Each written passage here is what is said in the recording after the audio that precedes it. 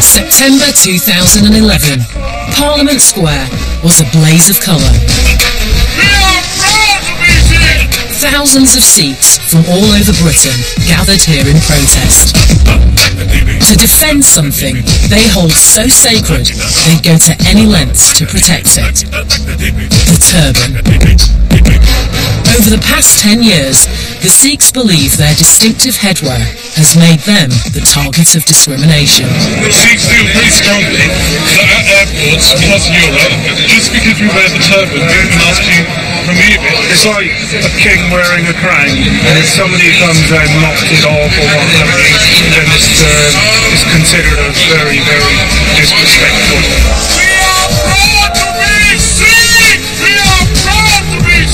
It's a problem Sikhs believe was born out of the terrorist attacks of the 21st century. At the time of 9/11, Bin Laden's image was shown on all the television pictures again and again and repeated, and he was a hate figure. He wore a turban. 9/11 changed everything because the Sikhs so often found themselves mistaken for Muslims precisely because they were wearing turbans. A young local youth came round and he said, "Are you Al-Qaeda?" And I was really shocked. So just what does the turban really mean for Sikhs? This is the story of one of the most sacred symbols of the Sikh faith. From its origins in Mughal India, through the battlegrounds of Europe. I was dragged out of the aircraft. My first concern was my turban. To the struggle of British Sikhs for the right to wear it without fear. So we're never likely to see a turban on a Wolverhampton bus. It is most unlikely in the present circumstances. To be forced to remove one's turban is like receiving a deep spiritual wound. It is the lifeline of a Sikh. And we'll discover just why the Sikhs consider it so important they'd even risk their lives for it. A Sikh would die for the turban, without question. No turban, no Sikh.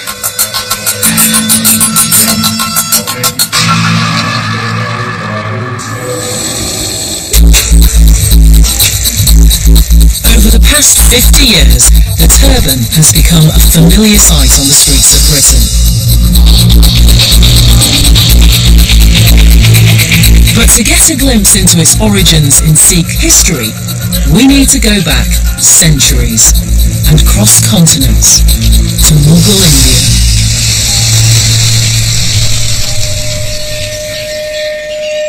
The Sikh faith was founded in the 15th century by Guru Nanak.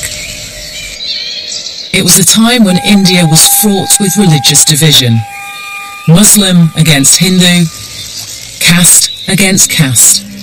But the Guru stressed the belief in one God and the equality of all.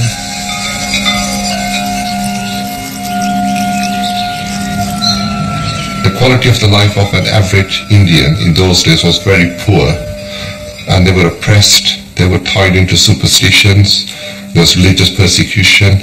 So in that kind of an environment, Guru Nanak came with a message which was quite different. In his very first sermon, he said, in God's eyes, there's neither Hindu nor Muslim. God isn't interested in our religious labels. God is interested in how we live. So it was a very, very progressive religion. Whilst all the Sikh gurus wore the turban, it wasn't until 200 years after Guru Nanak that it became an established part of Sikh identity. It was under the leadership of the 10th Guru, Gobind Singh, that it was introduced for all Sikhs, not just as a symbol of holiness, but as an act of defiance. At the start of the 17th century, Gobind Singh's father, the 9th Guru, was executed by the Mughal emperor.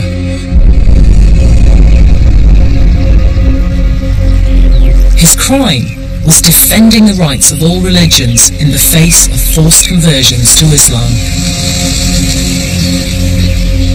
But it was from this tragic event that the Sikh turban was born. At that time, Sikhs had no distinguishing symbols. And when the Mughals taunted Sikhs in the crowd to come and claim their master's body, people were scared to do so. So the 10th Guru, as he grew into maturity, he was only a boy at the time of his father's death, he determined that Sikhs would always be recognizable for their principles, and he gave us a uniform. Gobind Singh decreed that Sikhs shouldn't cut their hair, and to protect it, they should wear a turban. It was a physical reminder of their faith, and a symbol that made all Sikhs equal and distinctive. It was an extremely brave thing to do because at that time non-Muslims were not allowed to wear a turban. So this is standing up to the might of the Mughal Empire to say this is what we are and this is what we're going to be. Since its origins in Mughal India, the turban has become an article of faith for Sikhs all over the world, and one that's still respected in Britain today.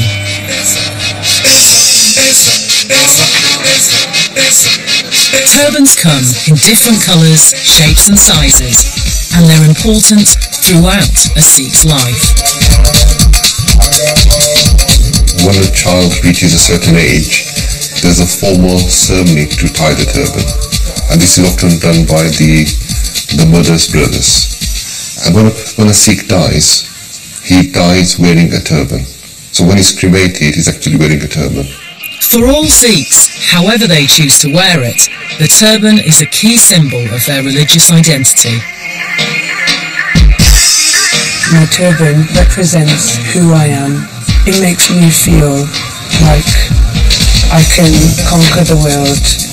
It gives me a unique identity to stand out in front of many people. Obviously, because you look different, you've got to live by certain standards. You don't want to be swearing, you don't want to be doing bad things. So it encourages you to try to, stay on the right path. The turban is our crown. It sits quite proudly on the top of our heads, and it says to the world, I am a sovereign, I'm an independent person, I'm a Sikh. Sikhs in Britain today are able to wear their turbans freely, but that's not always been the case. The story of the turban in this country is a turbulent one, in which Sikh courage and resolve has often been called upon.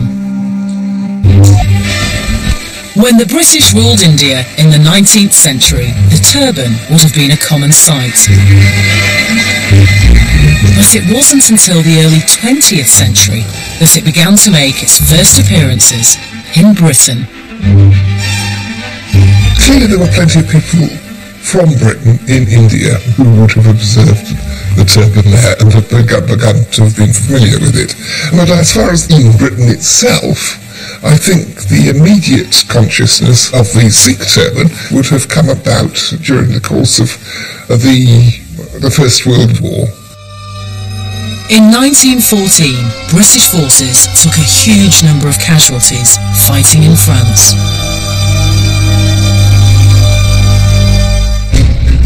The only army that could reinforce them, and that was as big and as well trained, was the British Indian Army.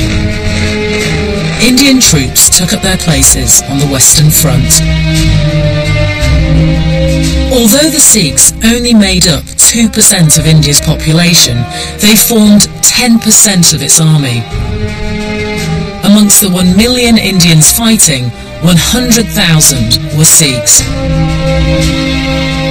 And the turban was so important for them that in order to continue wearing it, they were prepared to put their own lives in danger. Of course, there was always a problem with the turban and modern warfare. The moment we moved into the trenches in the First World War, tin hats were necessary for very, very obvious reasons. But the Sikhs said, we can't take off our turbans because our hair needs protection, and a tin hat with leather inside it is the last thing we are going to put on our heads. As far as we are concerned, these turbans are adequate protection for us. I think they regarded them as somewhat magical. It should keep the bullets away. It was an act of defiance the army accepted and even encouraged. You'd expect that there'd be pressure from the army for Sikhs not to wear a turban. In fact, it was the opposite. The last war that the British had fought in India was against the Sikhs, and it was very evenly balanced, the conflict, and the British just won. But they had huge respect for the fighting qualities and integrity of Sikhs. And when Sikhs were recruited into the armed services, the British would insist that they must wear a turban and the other symbols of their faith. There were stories of British officers coming back and saying they saw Sikhs speaking bullets out of their turbans. And one even said maybe all British officers should adopt the turban. So that's how effective it was. 20 years later, with the outbreak of the Second World War, the Sikhs once more came to Britain's aid. England asked the question when dangers nigh, will the sons of India your foes defy? Will we fight for England? Yes, until we die. That is India's reply. And one of the first to join up was Mahinder Singh Pooji, a Sikh pilot in the RAF. He passed away in 2010, but in his last interview, he revealed just how important his turban was to him when his plane was hit by a German fighter. Black smoke from the engine started coming. Oil started coming out. At about 8,000 feet I thought I wouldn't make it. And then I saw the white cliffs of Dover. Oh, I was so happy about it and continued to glide, and I just crashed onto the ground. I was dragged out of the aircraft. People saying, oh, he's still alive, he's still alive. I could hear them, but I had my eyes closed because of the fire. At that stage, my first concern was my turban. I just put my hands on my turban to see that it is still there. And my hands were full of blood. So there was a serious injury on my head. And it made me feel at that time that perhaps turban has helped me. In wartime London, such shows of bravery and loyalty touched British hearts. I was treated as a very important person, VIP. That was especially because people here had never seen an Air Force officer with a turban. And wherever I went, they felt very sort of obliged. They said, oh, you're fighting for us. I stood in a queue trying to see the Gone with the Wind film. And when I went to the ticket counter, the girl there, she said, you don't have to buy a ticket, sir. You can go in. I wrote to my father, I says, no one could better place to die than a place here. See, because these are the people who love me and respect me.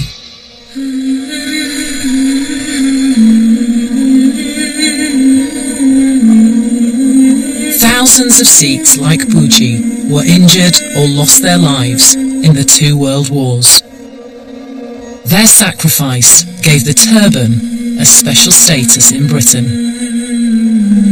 During the Second World War and afterwards, the turban was seen as a symbol of loyalty to the British Empire, and the British showed respect for the turban because they surmised, if someone is true to their faith, they will be true to the greater society and to the armed services. This is the first time that the world-famous Sikhs have taken part in a tattoo in the United Kingdom.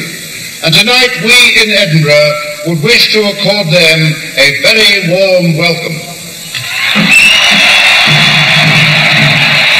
But once the threat of war had receded, and the Sikhs were no longer crucial to Britain's military success, attitudes to the turban began to change.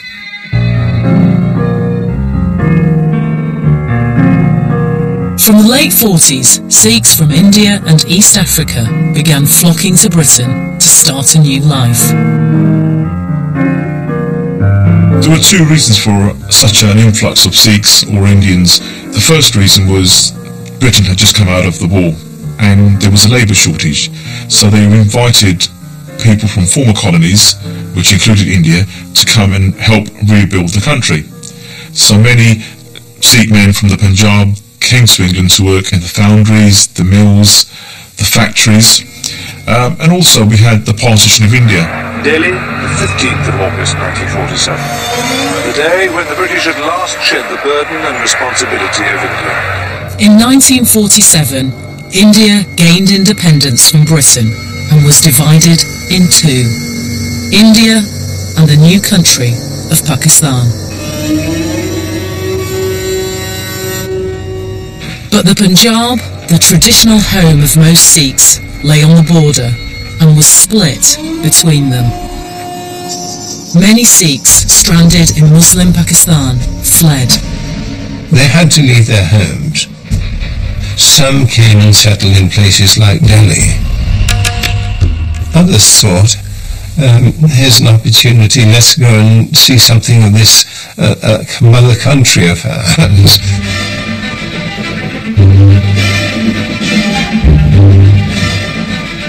The new arrivals made for London, the Midlands and West Yorkshire, where they often found work in textile mills or industry. For the first time, the turban was a common sight in British cities. But as the Sikhs put down roots, building gurdwaras and establishing their own communities, tensions rose. And it was precisely their appearance that singled them out. They look different and they sound different, and their tastes in matters of food are different. It was hostility to the fact that these folks didn't look like us, didn't behave like us, didn't have the same values as us, and were competing with us for scarce resources, and therefore we did not want them here. And the Sikhs were in some senses at the cutting edge of all of this, because their turbans made them plainly distinctive in religious and cultural terms, as well as in terms of their skin colour. I think if they come to this country, they should be prepared to change and to live the way we do. In their dress and the way they talk. Those that aren't prepared to accept our way of living, they're the ones that are going to get caught out. After years of loyal Sikh service to Britain in the wars, where turbans were required uniform, it was a shock to find that now their turbans often prevented them from even getting jobs. Some British companies refused to employ Sikhs unless they agreed to stop wearing their turbans and cut their hair. Surjit Singh Uppal came to Britain in 1961 and, like many others, felt pressure to conform. I wore the turban when I first came here till 1966. But as a worker, people would look at you, and I was always conscious they're looking at me because I'm wearing a turban. And I thought this is what I presume a hindrance to my future prospects. So Surjit made a painful decision. One day, it's sort of very reluctantly, my wife actually cut my hair, and she kept it for a while. I felt something is missing. You lost something which is part of you.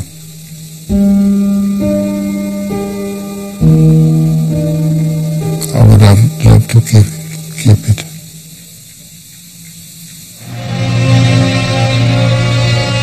Within a decade, the turban in Britain had been transformed from a symbol of loyalty to one of shame. But the Sikhs' warrior spirit hadn't deserted them. Manchester was the setting for the fight back. In 1957, a group of Sikhs decided enough was enough, and the unlikely arena for the battle was a double-decker bus. In the late 50s, a gentleman by the name of Sundar Singh Sagar enrolled for a position as a bus conductor. Now, after completing his exams, he was told he would need to wear the regulation cap, and he refused. But Manchester Transport Corporation refused to back down, and they told him that if he wants to work as a bus conductor, then he must remove his turban. And this led to an 8-year campaign. Ujjwal Didar Singh remembers his father's stand well. My father said, I am prepared to wear a turban of the same colour and put a Manchester Transport badge on the turban, but I'm not prepared to take my turban off and wear a cap. These regulations affected Sikhs elsewhere. Just down the M6, a similar case kicked off. In Wolverhampton, a Sikh, Mr. Sandhu, who had previously been working on the buses, was ill. He went home, and when he returned from his sick leave, he had grown his beard and was wearing a turban. When I got the job, I was not wearing turban. And in my mind, always I wasn't feeling comfortable because I was Sikh and I believe in my religion and I want to practice my faith. So I wore turban and went back to the bus, and when somebody told into the office that there is a Sikh person driving buses, so the superintendent came out to see me and he stopped me and said, you can't wear a turban. That we've got about 23 nationalities, and I couldn't count how many religions that we have to cater for, and those people, of course, who cannot comply with these regulations would probably have to find employment elsewhere. So we're never likely to see a turban on a Wolverhampton bus? It is most unlikely in the present circumstances. Sikhs took to the streets in protest. But one man decided more drastic action was needed to defend the turban. Mr. Jolly, he was an old, retired police officer. He thought, my God, I have served British peoples all my life, and now I'm hearing that in England you can't wear turban. Then his feelings were hurt. So he approached me, and he said, young man, this is what I heard.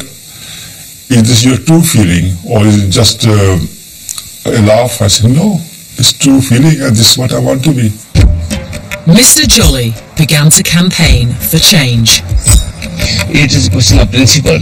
If a cross is to the Christians, if I tell you take off your cross and throw it away, and how much you feel it. Similarly, those people who are working there, they are forced to take off their beard and turban. They are forced to throw away their faith. But when his words fell on deaf ears, he made a radical threat. When he said all these methods are exhausted, he declared, he said, if he's not allowed to wear a turban, I'll burn myself to death. Suddenly, the story was headline news. If you have to die, Mr. Jolly, it's due to happen on Sunday. Are you not in any way frightened at all by the prospect? Well, I'm not frightened for nothing. I'm not frightened for anything. this is I shall find it my privilege to sacrifice for the Sikh community. So, it was a shock to me in a way that somebody had wanted to die for me. I said, I'm not dying for you, I'm dying for the cause. It's not for you, it is the cause. There was already a tradition of Sikhs making statements like that and carrying them out. And Sikhs felt that it would be a disgrace to their community if somebody made that sort of commitment and then didn't carry it through. So it was fully expected that he would give his life. But at the 11th hour, disaster was averted. In the face of such pressure, the corporation backed down.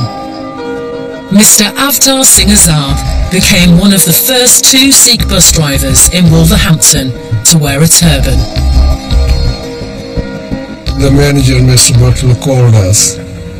That he said the corporation changed the rules. We can wear the turban now.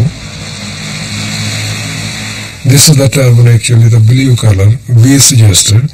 He supplied us the turban from the corporation. He gave us the free turban to wear on the buses. It seemed to be a triumph for the turban. But the extreme tactics used by Mr. Jolly caused controversy, even amongst Sikhs themselves. In Manchester, the Sikhs had also had success, using diplomatic means. My father didn't agree with any form of threatening behaviour to achieve his goals, because he was a great believer in following procedure and political lines. His feeling was that the threats might actually alienate the local communities against the Sikhs, and that the Sikhs may seem to be radical people, which obviously we're not. And in Wolverhampton, such fears were proved right. The public were dismayed. They were dismayed that there should have been what seemed to be a climb down at gunpoint. I mean, with the fear that somebody was going to become a martyr. And so they expressed their indignation in letters to the press. That doesn't mean that they were all hostile to Sikhs as such or to the turban, but they certainly felt that this was no way for issues to be resolved responsibly. It was 1 step forward, 2 steps back. Wolverhampton bus drivers were wearing the turban, but Jolly's suicide threat was a public relations failure. The fight to wear the turban without provoking hostility was far from over. It was in the 1970s that the turban hit the headlines again, in another transport-related conflict.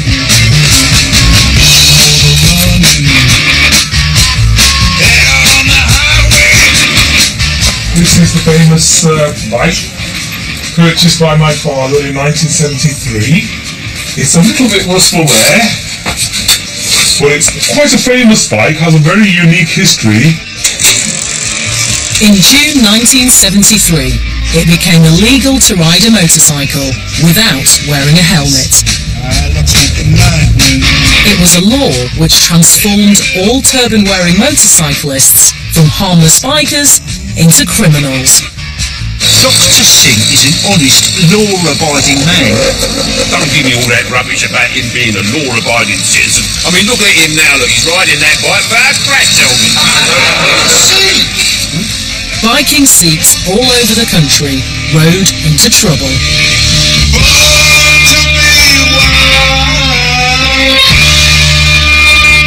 I know there's an offence to ride a motorcycle without a crash helmet, and you'll be reported for that offence. One of the lawbreakers was Sundar Singh Sagar. My father rode this motorcycle on the streets of Manchester and picked up a string of violations and was then taken before the magistrates and fined. And he was told that if he didn't pay his fine, he would go to prison. And eventually he was sent to prison for a week.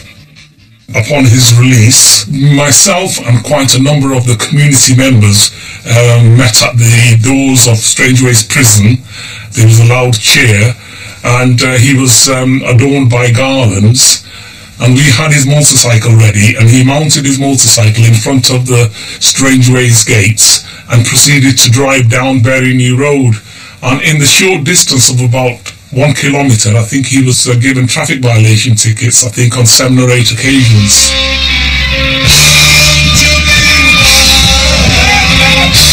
It was the determination of men like Ujul's father that finally led, in 1976, to an act being passed exempting turban wearers from having to use a helmet.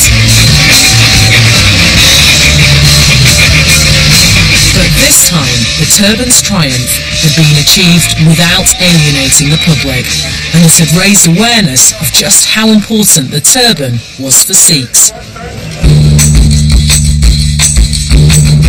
But the right of Sikhs to wear the turban everywhere and anywhere without discrimination was still not protected by law. It was a case in the 1980s that finally changed everything. The turban was about to make legal history.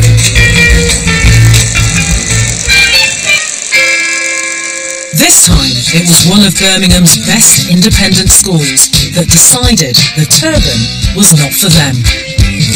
In 1978, 12-year-old Gurinder Singh Mandla had made his father proud by winning himself a place. But following a now familiar pattern, there was a catch. The headmaster took exception to Gurinder's turban. The choice was either I go to the school and cut my hair or not go to the school at all. And for me, it was never a decision. I was never going to go to that school without my turban. My turban's part of me. It's like my right arm. Gurinder's father, Siva Singh Mandla, was a lawyer, and he decided to take matters further. I felt very grieved. And I said, look here, if we compromise my faith, then my son will not grow up as a strong person, because I believe faith gives you strength. And then the only course left for me then was to seek recourse to the courts, because clearly I was being discriminated against. Mr. Mandla began court proceedings. It was a course of action that would bring the turban to the forefront of the best legal minds in the land. Roger Ballard was called as an expert witness. The Race Relations Act had recently come in, and so Mr. Mandla sued the school on the grounds that it was discriminating against his son. Strictly on racial grounds, the Mandlas argued quite straightforwardly that the Sikhs were an ethnic group in terms of the Act, and that refusing Mr. Mandla's son a place at the school was contrary to the Racial Relations Act. But much to the Mandlas' dismay, they lost the case, not once, but twice, in the county court and the Court of Appeal. I was surprised by it, living in a multiracial society, that people like that are closing doors on people like us. The Sikhs could now be discriminated in very vital fields like education, housing, employment. The outlook was bleak, but the Mandlas weren't about to give up. And there was only one place left that could reverse the verdict: the House of Lords. The Lords were faced with a decision. Were the Sikhs a religious sect, in which case they weren't protected by the Race Relations Act, or a national, ethnic or racial group, in which case they were? Quite clearly the Sikhs were not a race in a biological sense, nor were they a national group, because there was no Sikh nation. So Mr. Mandla's solicitors were right in suggesting that the Sikhs were an ethnic group. the House of Lords, in their wisdom, they decided that an ethnic group was a body of people with a long shared history, a consciousness of their distinctiveness, and a commitment to keeping that distinctiveness within the community alive.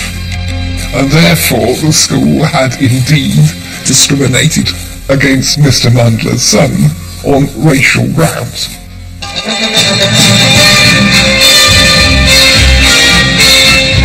5 law lords have ruled that a Birmingham headmaster broke the law by refusing to allow a Sikh boy to wear a turban for school. After a campaign that had lasted 5 years, it was a victory for the Mandlers and for the turban. I was overjoyed. Not for myself, but for the community. I feel privileged that I was part of it. I think the Sikhs collectively showed that the will of the people can ensure that the right to self-worth, the right to one's identity is now enshrined and protected. The Mandler case changed everything for Sikhs in Britain.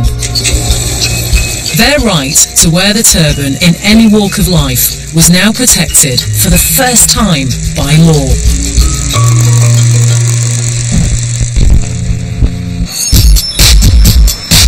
Today, the results of the fight for Sikhs to wear the turban in Britain are evident everywhere.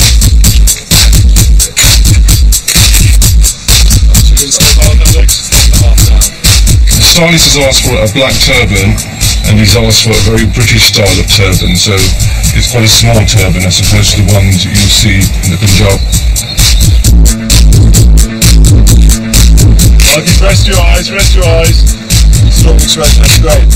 20 years ago, I don't think I would ever have an opportunity like this to model for big high-end fashion designers, because people didn't understand the importance of the turban. So it was like an abnormality at that time, but now it's like accepted in every day of life, and I think that's definitely huge progress.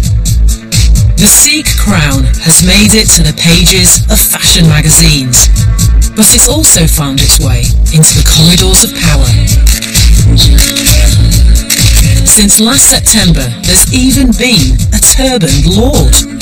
I'm the first turban Sikh, not only in the Lords, but in Parliament. And it's the reaction outside in the Sikh community that has been extraordinary.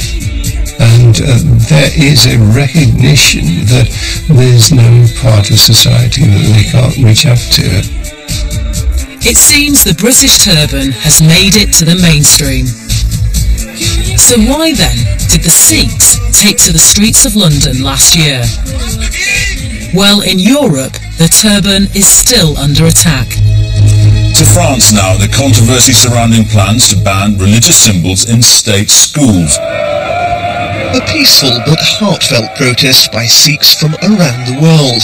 They're upset that the proposed ban on religious symbols in French schools could extend to the turban as well.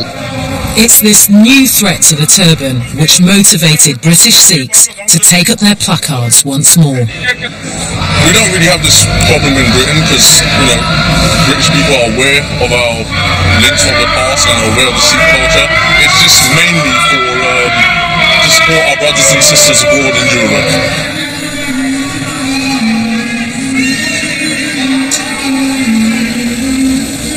The fight for the turban hasn't just been about the right to don elaborate headwear. It's been a battle for religious freedom. And the British Sikhs have led the charge for change. It takes a lot of courage to stand up against the establishment, to challenge it. The people who fought these cases are really our heroes. I mean, they are the pioneers of our Sikh community in Britain. I feel very proud and very humbled. My father showed the people that he had the convictions to fight for his religious freedom. The turban is certainly more assured of its future in Great Britain because of that history of what Sikhs have achieved I feel immensely proud of wearing my turban in this country. I remember the time when I was turned down from a job of managing a coal mine because I wore a turban, to being here in the House of Lords. And it's a reflection not on my ability, the reflection is on the huge change in British society over those years. That is something that I hope will be exported all over the world.